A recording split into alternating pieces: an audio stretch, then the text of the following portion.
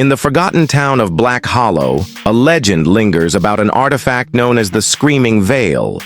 Woven centuries ago by a forsaken witch, the veil is said to contain the tormented souls of those who died in anguish.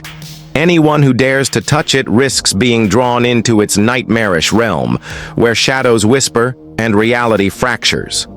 When Elise Carter, a skeptical journalist, arrives in Black Hollow to debunk the myth, she unknowingly sets events into motion that will force her to confront horrors beyond comprehension. Elise had spent years exposing urban legends, dissecting the supernatural with cold logic. But something about Black Hollow unsettled her. The town was eerily silent, its streets lined with abandoned houses where peeling paint and shattered windows spoke of forgotten lives. The few residents she encountered cast wary glances, offering cryptic warnings instead of answers. Despite the gnawing unease, Elise was determined to uncover the truth. She would prove that the Screaming Veil was nothing more than folklore. Elise arrives in Black Hollow, intrigued by the local folklore.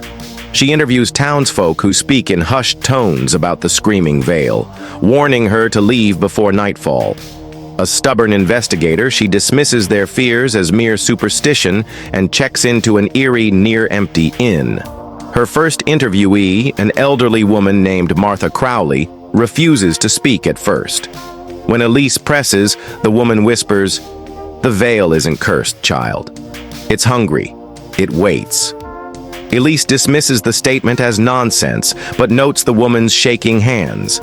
Others in town echo similar warnings, their fearful glances darting to the shadows as if expecting something to emerge. That evening, as Elise settles into her motel, she hears the wind howl unnaturally. A faint whisper slithers through the air, but when she looks outside, the streets are empty. While exploring the town's abandoned estate, Elise discovers a hidden attic sealed for generations. Inside, she finds an ornate veil draped over a cracked mirror. The air thickens, and an unseen force seems to press against her chest. As she reaches out, she hears a faint, agonized scream. The attic smells of decay and old paper. Dust motes swirl in the dim light, filtering through a single grime-covered window. As Elise steps forward, the wooden floor groans beneath her weight.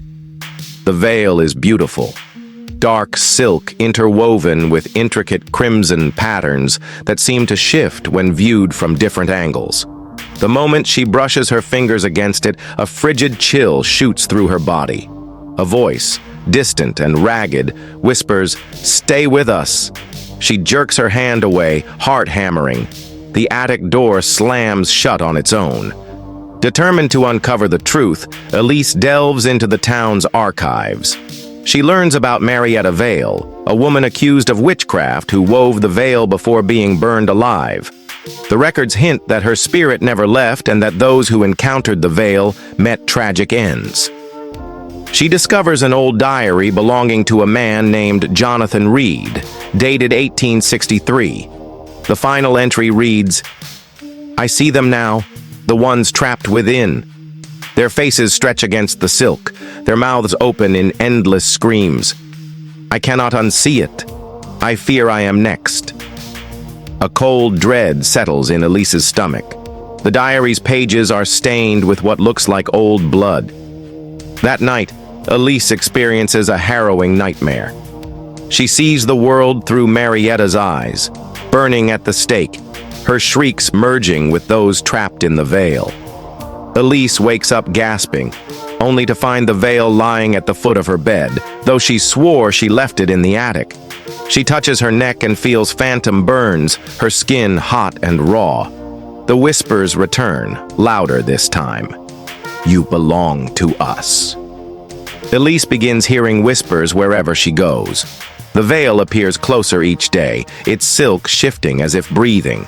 Black Hollow's few remaining residents grow more hostile, blaming her for stirring the cursed presence awake. The motel owner bangs on her door one evening. "You have to leave! It won't stop now!" That night, her reflection grins when she does not.